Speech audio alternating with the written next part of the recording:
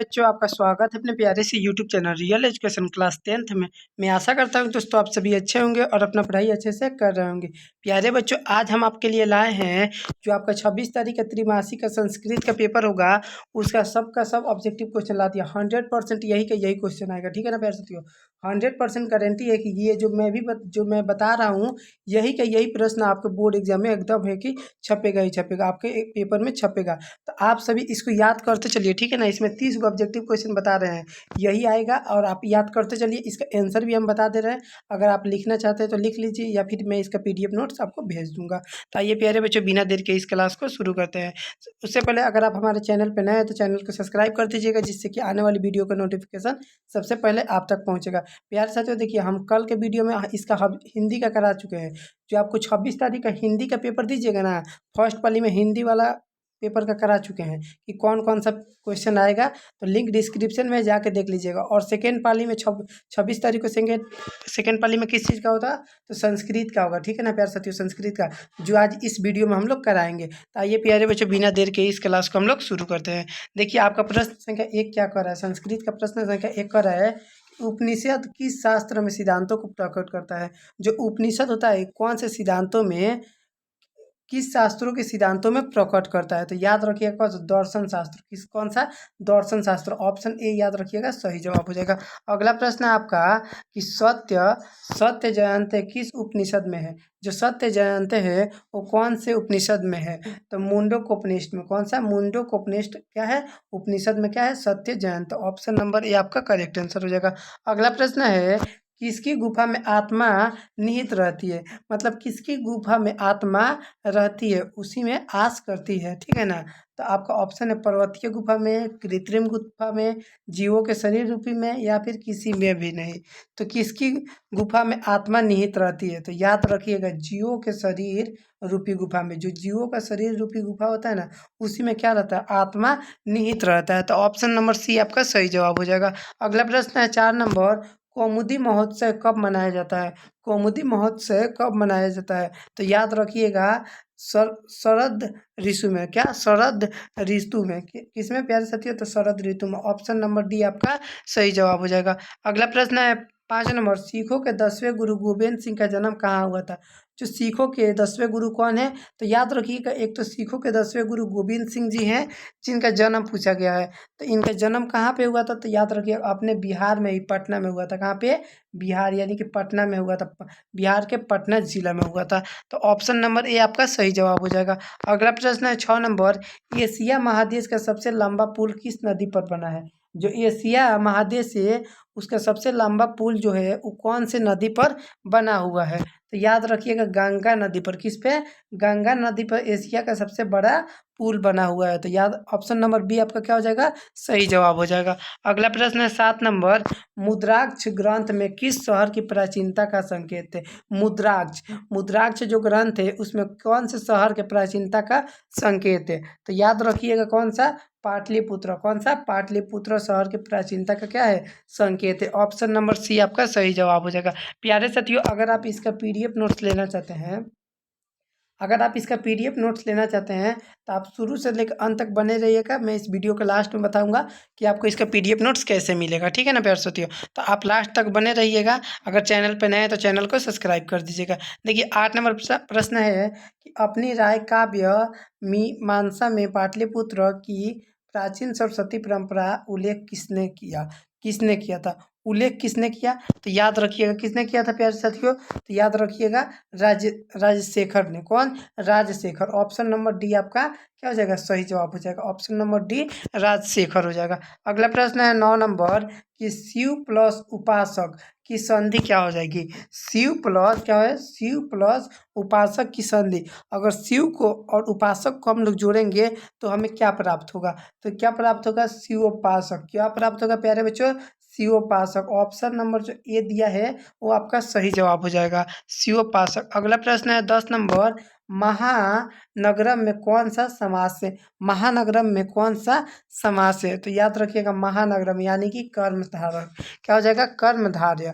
कर्मधारय समास से महानगरम में कौन सा है? तो कर्मधारय। ऑप्शन नंबर बी आपका सही जवाब हो जाएगा। नेक्स्ट क्वेश्चन 11 नंबर, प्राचीनतम में कौन सा उपसर्ग है? प्राचीनतम में कौन सा उपसर्ग है? तो प्राचीनतम यानी कि प्र, क्या हो जाएगा? प्र यानी कि प्र हो जाएगा। याद रखिएगा ये नंबर क्या हो जाएगा आपका? सही जवाब हो जाएगा प्र। प्राचीनतम में कौन सा उपसर्ग है? तो प्र। अगला प्रश्न है 12 नंबर, सदैव में किन किन वर्णों की संधि हुई है? सदैव में कौन कौन से वर्ण मिलकर बने हुए हैं? तो कौन कौन से सब? एक तो बना है सदैव में, देखिए आ प्लस ए, क्या हो जाएगा? आ प्लस ए, यानी कि ऑप्शन नंबर बी क्या हो जाएगा आपका? सही जवाब हो जाएगा। सदैव में कौन कौन सा वर्ण बना है? तो आ प्लस ए। आ प्लस ए के मेल से क्या बनेगा? सदैव। आ प्लस ए के मेल से सदैव शब्द बनता है। अगला प्रश्न है 13 नंबर, बीना के योग में कौन सा विभक्ति होती है? बीना के योग में कौन सी विभक्ति होती है? आपका ऑप्शन ए है पृष्ठ विभक्ति, तृतीय विभक्ति, संपत्ति विभक्ति या फिर चतुर्थ। तो बीना के योग में पूछा गया है, तो बीना के योग में कौन सी संपत्ति होती है? कौन सी विभक्ति होती है प्यारे साथियों? तो कौन सी? तृतीय विभक्ति। कौन सी प्यारे साथियों? तृतीय विभक्ति। ठीक है ना, बीना के योग में याद रखिएगा तृतीय विभक्ति होती है। अगला प्रश्न है 14 नंबर, धोरोत्तम सूत्र का उदाहरण वाक्य क्या है? धोरोत्तम सूत्र का उदाहरण वाक्य पूछा गया। उदाहरण वाक्य तो याद रखिएगा, दिनेश दिनेश सूर्यास्त शांत धरती। क्या हो जाएगा? दिनेश सूर्यास्त से शांत धरती। ऑप्शन नंबर सी आपका सही जवाब हो जाएगा।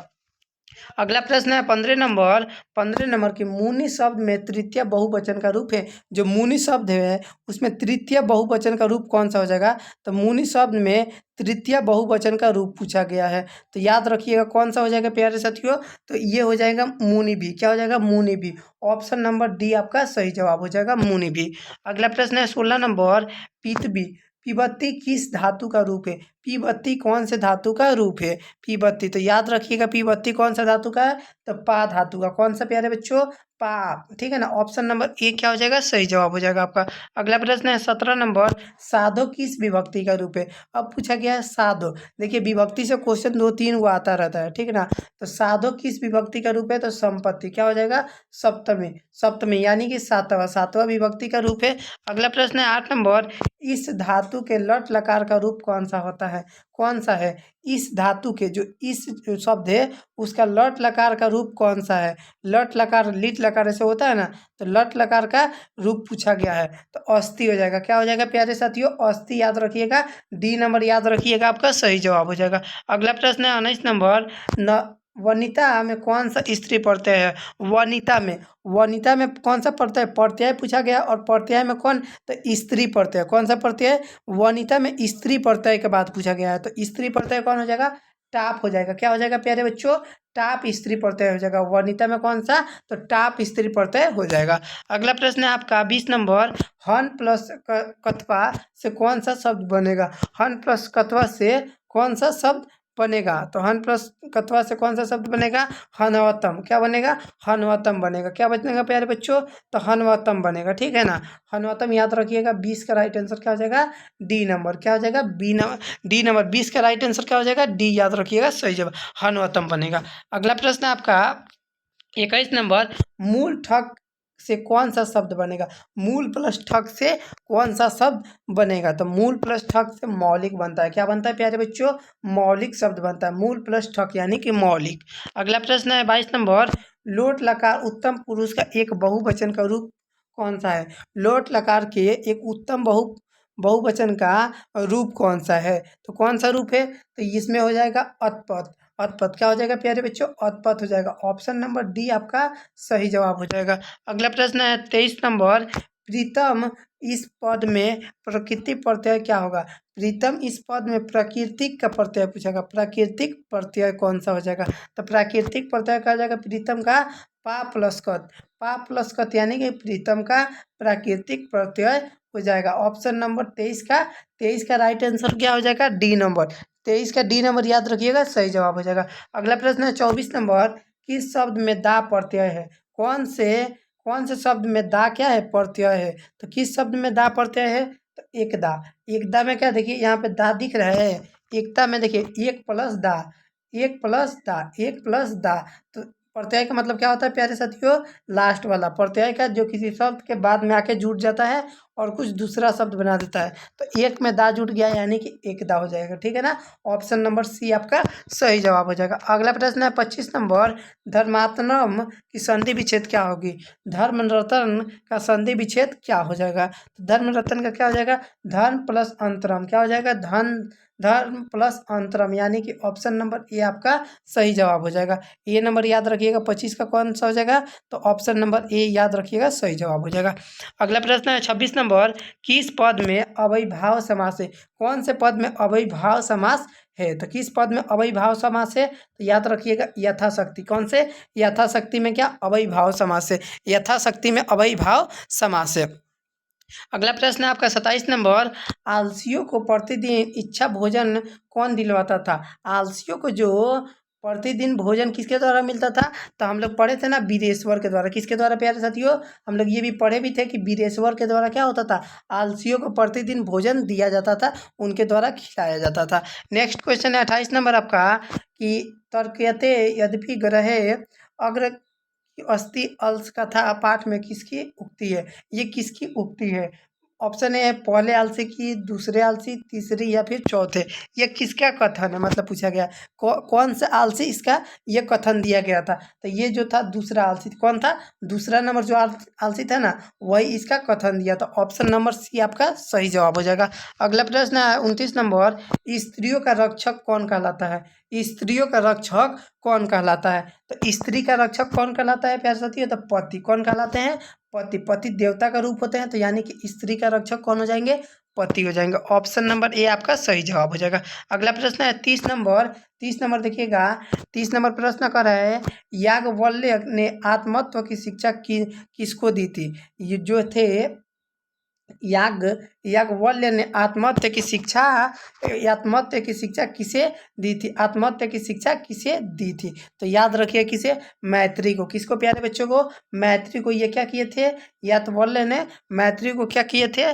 कि आत्महत्या की शिक्षा दिए थे। तो प्यारे साथियों ये 30 को ऑब्जेक्टिव क्वेश्चन है, ठीक है ना, संस्कृत का, जो आपको कितना तारीख को? तो 26 जून को। कितना जून को? 26 जून को आपके बोर्ड एग्जाम में सीधा यही का यही प्रश्न छपने वाला है, ठीक है ना प्यारे साथियों। तो आप एकदम जाइएगा, एकदम गर्दा मचा के आइएगा, यही का यही प्रश्न आपको देखने को मिलेगा। और आगे जो भी जैसे 27 तारीख को और 28 तारीख को जो भी प्रश्न होगा ना, सबका वीडियो मैं लाने वाला हूँ, ठीक है ना। कल सबका वीडियो आ जाएगा, तो आप सभी देखते रहिएगा। चैनल का क्या नाम है प्यारे साथियों? Real education class 10। Real education class 10 को आप सब्सक्राइब कर लीजिएगा और बेल आइकन को भी ऑल पे सेट कर लीजिए, जिससे मैं जब भी वीडियो डालूंगा तो सबसे पहले नोटिफिकेशन आप तक पहुंचेगा और आप उसी टाइम वीडियो को देख के जो भी प्रश्न मैं बताऊंगा एकदम 100% वही आएगा। आप उसको याद कर लीजिएगा, एकदम आँख मूंद के याद कीजिएगा और जाके एग्जाम में गर्दा मचा दीजिएगा, ठीक है ना। तो 30 में 30 नंबर मार्क आइएगा। तो आगे हम आपके लिए कल आपको लाएंगे साइंस या फिर मैथ का, ठीक है ना। कल साइंस या फिर मैथ का आपको मिलेगा, ठीक है ना। कल ये साइंस या फिर मैथ का आपको अगर 27 तारीख को जो भी मतलब पूछा जाएगा टेस्ट, जो भी सब्जेक्ट का टेस्ट होगा, पेपर होगा, उसका वीडियो आ जाएगा आपको कल। तो आप लोग इस चैनल पे बने रहिएगा। अगर चैनल पे नए हैं तो चैनल को सब्सक्राइब कर दीजिएगा। मिलते हैं एक नए वीडियो में, तब तक के लिए जय हिंद, जय भारत।